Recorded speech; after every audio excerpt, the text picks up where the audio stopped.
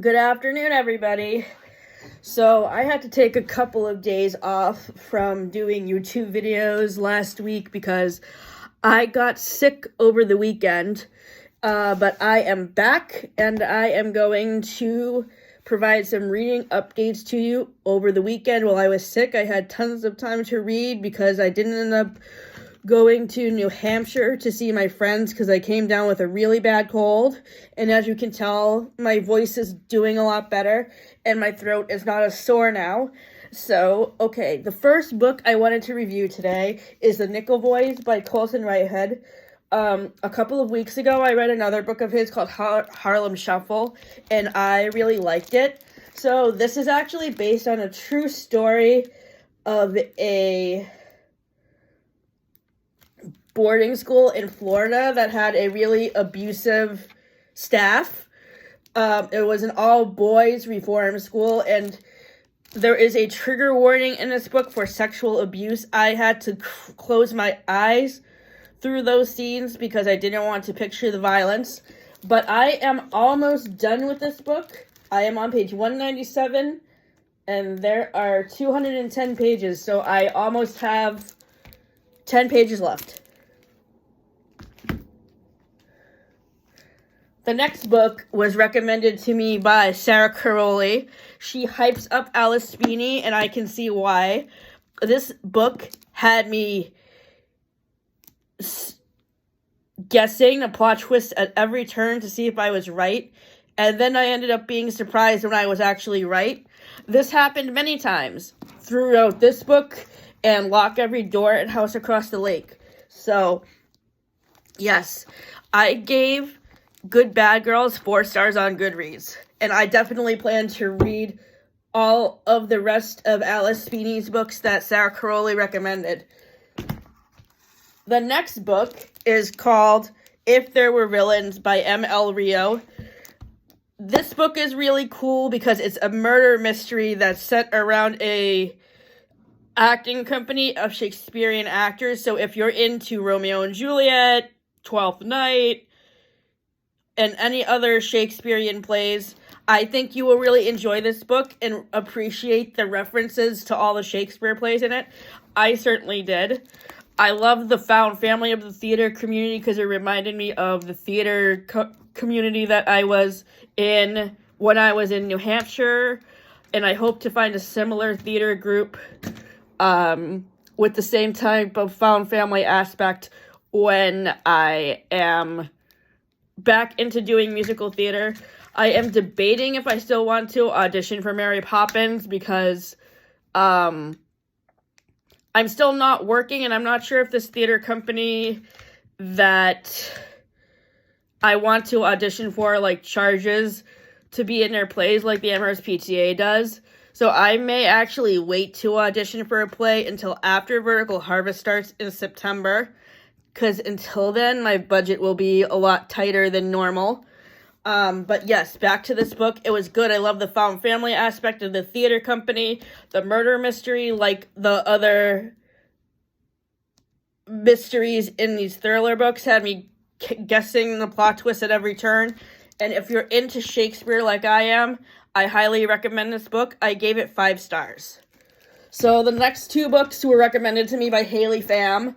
The first one is Lock Every Door, and the second one is The House Across the Lake. Both are thriller mysteries by Riley Sagar, and I gave this book 3 stars, and the thing that prevented me from ranking it higher was the fact that the female main character in this book was kind of not very bright, and she was unable to figure out what was going on, right away. It took her a while to figure out what was going on.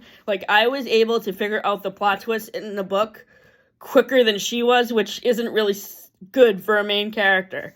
But I was able to guess the plot twists kind of quickly, but they kept on coming, and that's what kept me engaged. So this book got 4 stars. And The House Across the Lake got 4 stars as well for the plot twists that kept me engaged and surprised at every turn. So Haley Pham recommended these books to me. I also recommend both of these books to you. I don't typically read a lot of thrillers, but I really will continue to be reading Riley Sager's books because they are very engaging and I love the plot twists. Now I wanted to talk about the books that I did not complete, and the reason for me not completing them all is pretty similar. It's lack of connection to the characters in their relationships. These are the books that I have DNF'd. Behind a Net by Stephanie Archer. Archer's Voice by Mia Sheridan. The Rumor by Elin Hildenbrand.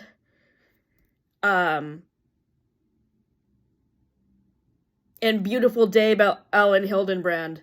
I also DNF'd Mere Christianity by C.S. Lewis, but that wasn't because of not connecting to the characters, because in this book there were no characters. So, Mere Christianity is a Christian nonfiction book by the same author who wrote the Chronicle of Narnia series. I found out about it through Haley Pham's video, where she recommended a bunch of Christian nonfiction books. She really likes C.S. Lewis's Christian nonfiction books. She talks about a few of them in her other videos. So what I did not like about Mere Christianity was the fact that a lot of the material that he talks about is very similar to the stuff I learned about when I was in religious education class when I was a little kid. And I had trouble staying engaged with that material. So that material was review. And the material that was not review, I just couldn't get engaged with. So I ended up giving Mere Christianity 2 stars on Goodreads. Another book that Haley Pham recommended in her Christian nonfiction video is called Love Does by Bob Goff. I'm only on chapter 4 in this book, so I can't really review it yet. And I'm hoping to answer some of the discussion questions on the website so I can better engage with the material. So I would like to actually shout out Haley for all her great recommendations for Lock Every Door, Love Does, which I like, but I can't really review it yet, and The House Across the Lake. So, February is going to be ending in about a week, and we'll be moving into March. In March, I will be mostly focusing on reading the Harry Potter series, but I am also still waiting for some more books to come in at the library. And the books that I do not finish before my New York vacation, I will just be reading after that, as well as the rest of the Harry Potter series. So I will have fewer videos coming out in March, because mostly I'll be focusing on reading Harry Potter, and I'm going to review that series once I'm done with it. So far, I've read the first 3 books, plus Harry Potter, plus the script of Harry Potter and a Cursed Child, and all of those books have gotten 4 to 5 stars. Other books that I have read lately that have received 4 to 5 star reviews are books by Catherine Center. Recently, I have completed reading Things You Save in a Fire, and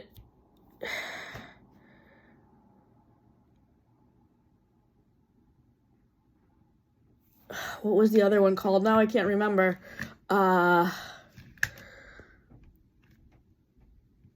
Who We Met, What We Know. Now I can't remember the title. I would have to look it up. But both of the Catherine Center, What You Wish For, that was the name of it. So What You Wish For and Things We Save in a Fire got 4 to 5 stars, and I'm going to be reading Everything Is Beautiful next by her.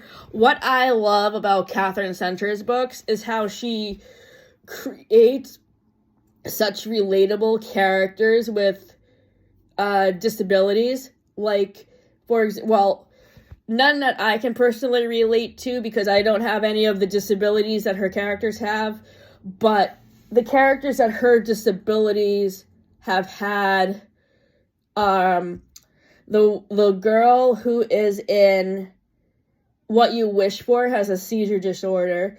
The main female protagonist in Perfect Stranger has facial blindness, and the main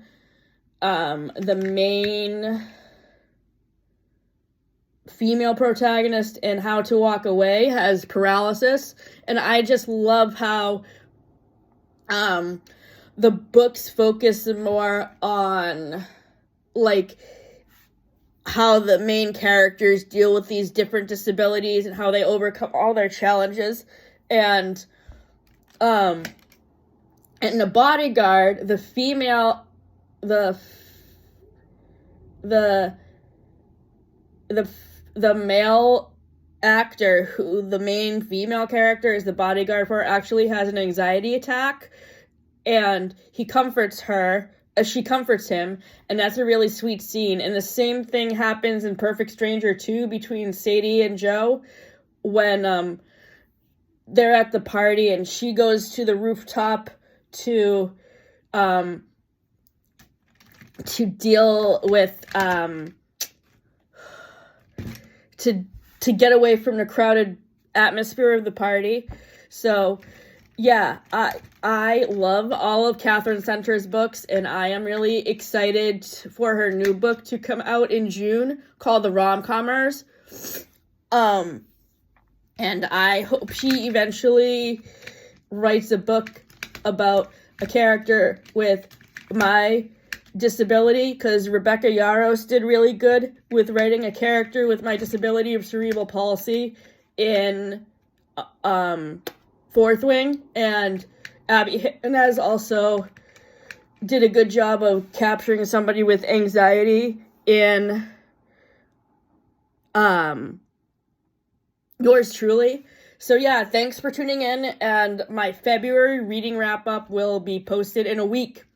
Have a great week.